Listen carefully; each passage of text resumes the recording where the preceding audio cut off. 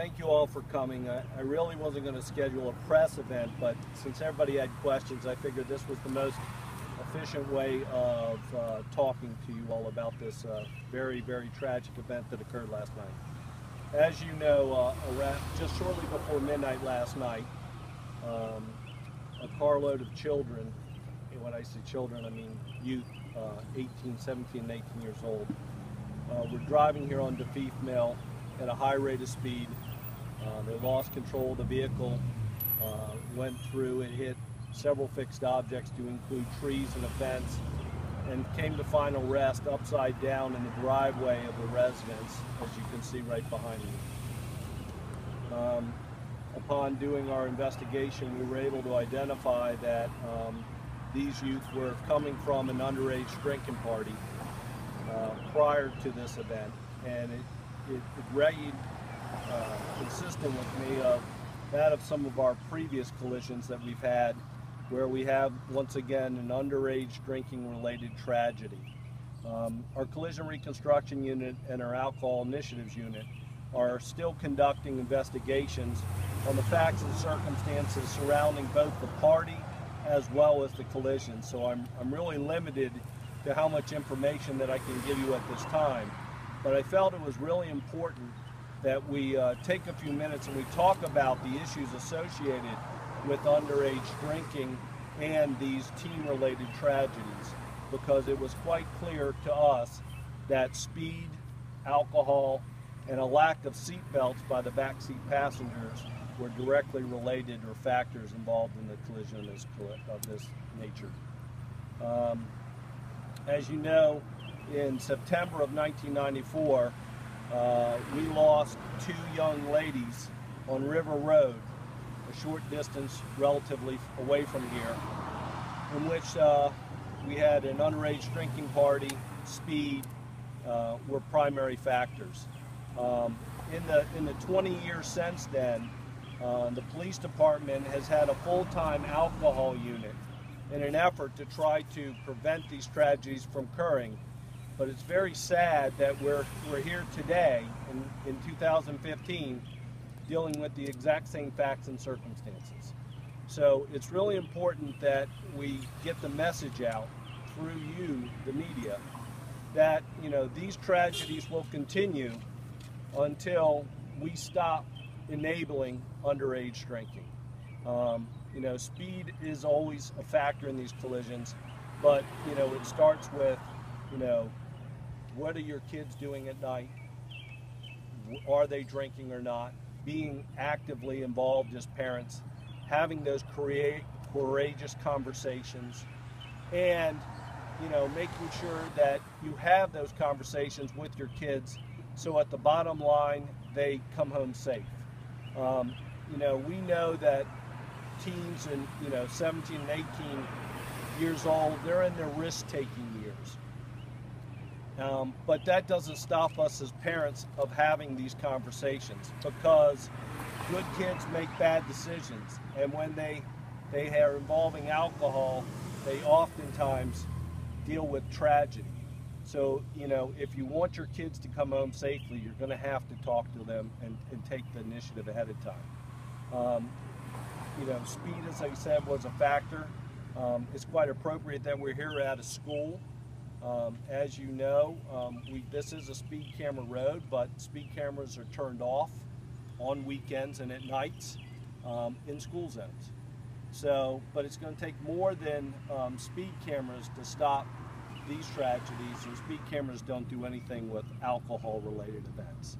Once again, these are good kids that made a bad decision and compounded in 2 deaths and 1 child still in critical condition.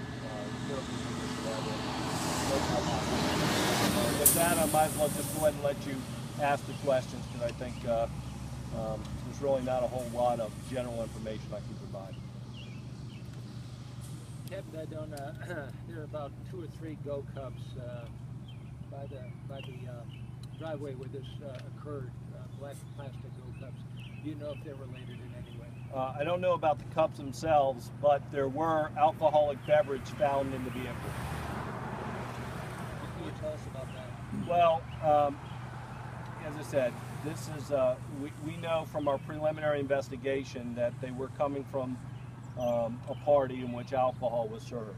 We're still looking into who was drinking and how much. But the bottom line is they had access to alcohol because we found beverage containers that were still chilled to the touch at the collision scene. Can you tell us where that party occurred and if police went there and if citations were written? I can tell you that it's in North Potomac at this time. We're still actively investigating it, so I'm not going to disclose the location. There were a few citations issued, but the party was not active at the time that we arrived at the scene. Were there adults there at the house? When officers did respond to the front door, there was an adult present at the scene, but we're still investigating the facts and circumstances to the adult's activity at the front. What type of penalty? There were airbags in the Acura. They did deploy, and the front seat driver and passenger appears to have been restrained. Unfortunately, once again, the rear seat passengers did not appear to be restrained, and they were both found deceased at the scene. Could we see arrests of people who were at that house with that party as a result of the investigation? Well, it's too early to tell what it is. We will, we are known for being very aggressive in trying to conduct enforcement with underage drinking, mostly to prevent these tragedies. But we will continue to follow up as our investigation continues and work with the state's attorney's office to issue the charges that they feel are appropriate. And what are the charges? What are the penalties? Okay, one at a time. No, as I said, by the time we got there, the party had kind of concluded, so we're still under investigation about that. And what kind of charges could you face if you had served alcohol to these minors and this happened? Well, the standard charges for underage drinking deal with furnishing alcohol or adult responsibilities. Under Maryland law, if an adult is at the residence and a reasonable person would assume that they should know or should have known that there was underage drinking, they can be charged whether they actively participate or not. And we had this law passed, and I think it was like 1996, where we had parents that would essentially hide out upstairs and try to have plausible deniability because if they didn't actively participate, and the General Assembly recognized that homeowners have a responsibility for their residents, and the adult responsibility was made law. Do you know where they were heading at the time of the crash? I believe at this time they were getting to take the occupants home. The occupants live in this. One of the occupants lives in this general area, so they were. It appears that they were heading towards the direction of some or one of the houses. Do you know Mr. Ellis' BAC at this time? No, we don't know at this time. It's under investigation. Can we confirm the kids were at Wooten High School as students? What we believe at this point that all the students were either graduates or attended Wooten High School. What high school, sir? Excuse me? What high school? Wooten High School. And just like the River Road, that was Whitman High School. So, I mean, this is, an area which, has plenty of resources and beautiful houses, and they have a lot of access to alcohol. So we have increased responsibility to make sure that we work to keep our kids safe and get them to come home at night. Any other questions? It looks like there was another accident just down the road. Is there a safety issue with this road? Well, it's not a matter of a safety issue, it's a speeding problem. And as we said, we recognized this years ago. As you look right behind me, you'll see that this is a speed camera corridor, which we have authorized the placement of speed cameras. But in 2009, the General Assembly passed a law that required speed cameras to be turned off on weekends after 8 o'clock at night. This collision occurred at 11:52 on Friday night. So speed cameras by state law have to be turned off. And the purpose of when we initially had the speed cameras put in 2007 It was that school zones need to be safety zones. And we recognize the fact that maybe students aren't here, but the community surfaces around here. So, we recognize this is a roadway that has potential for speeding, and as such, we can only do the best that we can do. We have to work within the confines of the law. And the car was going south, right? Was it Car going, was coming up this direction.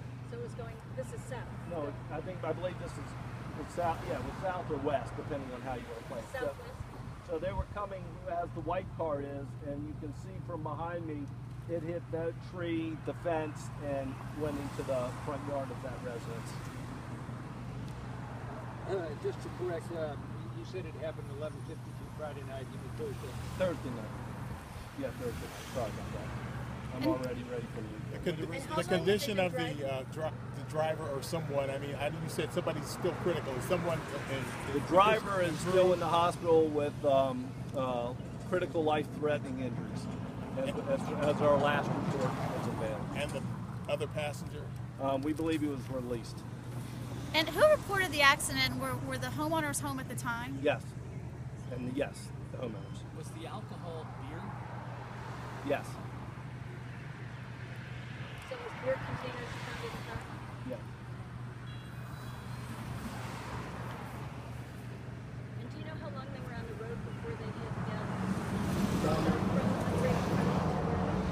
Still under investigation. About how far a drive would that have been leaving the car? To be honest with you, I don't know. I haven't plotted it out in the map. It appears that they had hit the brakes there just before going into the curve. Do you have an estimate on how far they actually skidded? I wouldn't say your assessment is correct. I would say it's still under investigation. There are tire marks, that doesn't mean they're braking marks. And we're still trying to estimate the speed, but we know that speed is a factor in a 30-mile-an-hour road. And What the do you- car went airborne, right? It appears by the initial damage on the height of the tree that was a factor, but it's still under investigation. What do you know about the driver's driving record? How long he's had his license, or any issues? We haven't pulled that up yet. We just know that he's 18 years old, and as we talked about for many, many years, being 18 years old, their brain is still under development, and alcohol affects the frontal lobe where decision making is. So it's really alcohol with teens is just a deadly combination in this case, literally.